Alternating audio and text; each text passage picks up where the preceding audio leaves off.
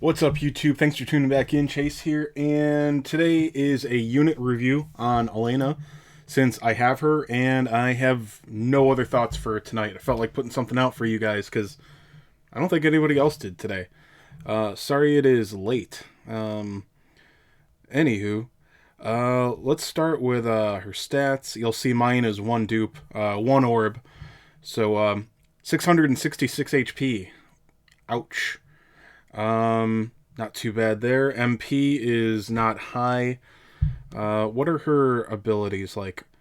Actually, all of her abilities are pretty low MP, so her MP should not be a problem. Attack is pretty high. Um, at only level 100 with one awakening, it is not insane or anything. It's actually, I wouldn't even call it impressive yet. You know, a lot of these S ranks, unfortunately, their max stats get, well, you have to have them max awakened, so it's really all about their A rank abilities, because right now, I mean, my Hellion is literally 100 attack points higher, or at least 90. Um, but, like I said, she's got big A rank abilities. And, there is another 10 levels on her and 20% more stats through Awakening. Defense 255, that's average. It's nothing special. It doesn't seem I don't think it's especially low. Maybe it's a little below average. Agility is kind of high. Um, Wisdom irrelevant. Only a move 2, but she does have this unique little ability, Trailblazer. 337% potency physical damage. That's actually pretty good. It's a range of 3 straight line, and it can move you up to 4 spaces. So I believe it is whoever you attack, you end up right behind the last enemy. I actually have not tested this one too much, so I will try to do that in our little sample battle. Multi-Fists, I guess that's nice if you are fighting metal slimes. Otherwise, it's not even especially cheap, so I don't see using that very often, because even just one hit of Trailblazer is a lot stronger, and it's only 10 MP higher, so that ability is just flat out bad on her. Maybe you'll need the range on it. Kind of, maybe. I mean, you could hit something to the side of something that you can already hit. Yeah. Anyway, yeah, so Trailblazer, Blazing Fist, that is 108% frizz potency to one enemy 3 times, so pretty good damage here. So yeah, you're looking at mine's only level 3, but I think it probably starts at, I think it started at 90 or 100. I forget that we can actually, you can look at how high it goes. Forget, this is something I did not realize for a long time. Oh, actually, it's here. You can hit this little button, upgrade level. It took me a long time to realize this. So the MP does go down for most levels, the MP cost. So it'll top out at 141% potency. It's 4 to 5 extra a level, it looks like. So yeah, 3 times 141, so you're getting to about 423, it looks like. Yeah, so that's a pretty strong hit, and then you've got her Great Ball of Fire. Well, the name, I'm like, I don't know. I think they could have gotten something cooler. Anyway, is it actually less? Actually less, oh, sorry, mine's only at level 2. I'm not even sure if it goes up to a higher potency. So no, I don't think I can look at it from the other thing. Let's look.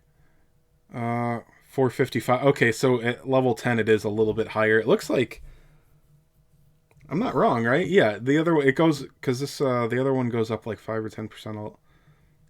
I don't know. I think the other one is stronger at some levels.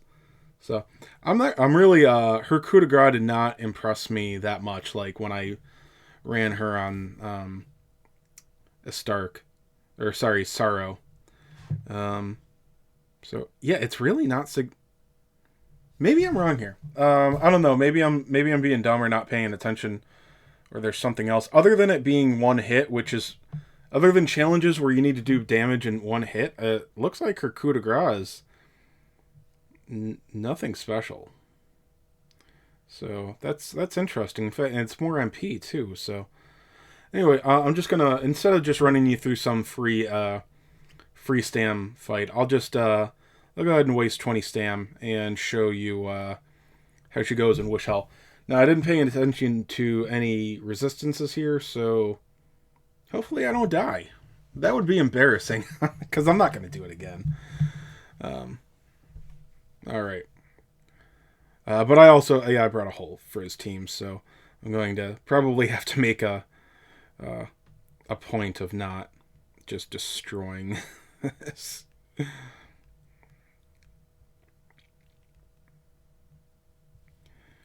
All right, there we are. All right, so we'll get a quick look at her, hopefully.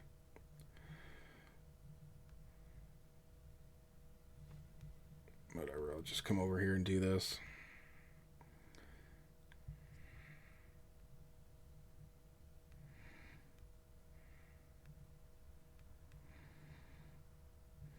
Alright, this team is too strong.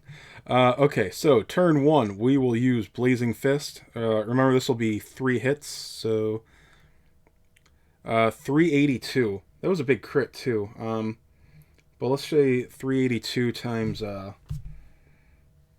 It's 382 times 3. Jeez. I'm such a dummy. I can't do simple math anymore. Come on, calculator, open up. 382 times 3. 1146. That's not bad. Turn 1, no buffs at all on her or anything like that. So, and that was, I think that ability was at 4, right, guys? Maybe 3? Definitely wasn't higher than 4, I think.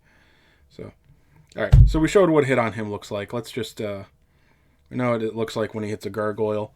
There we go. But you remember when the stage was tough?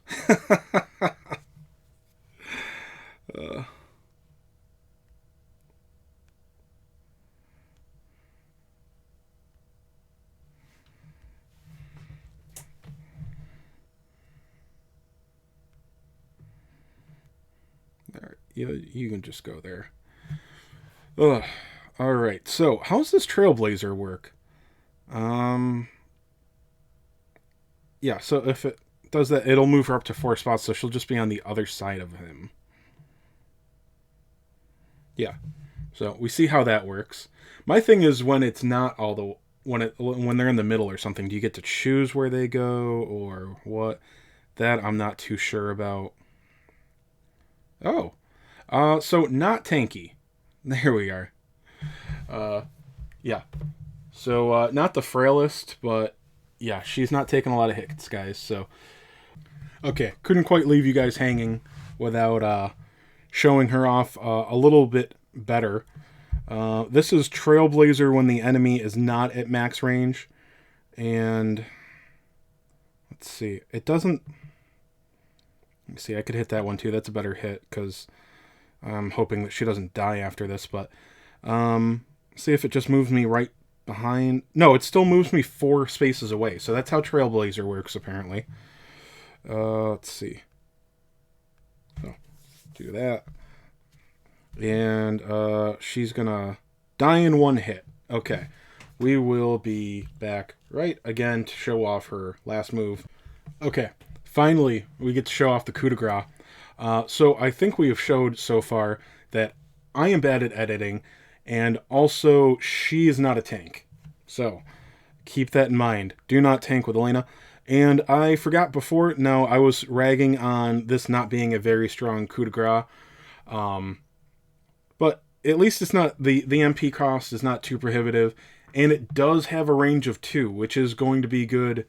Sometimes if you're using a cover tank setup, that can be very useful because you will probably need a cover tank with Alena because she is not a tank. So, let's see. Great Ball of Fire. Sorry, forgot to slow down. What was that, 1341? Nice hit there. That guy was a pretty low defense, but there we are. That's three. That's all of her moves. I think I got them all. So sorry again for poor editing, and enjoy wherever this goes back to the video. That's her. Also, I'm just gonna tack this on at the end of this video.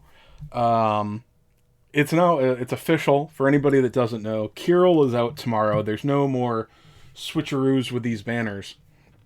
I think we all pretty much know that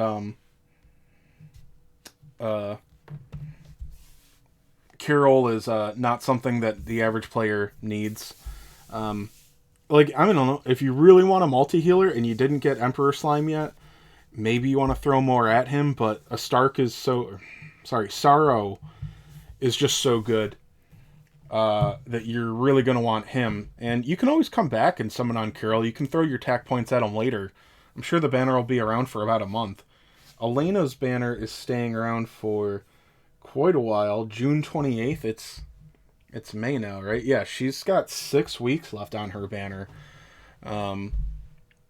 So they are funny with banners sometimes, the dates on them, but there's a good chance Kirill will be the same. I don't think he'll go later, but I think Kirill will be around just as long.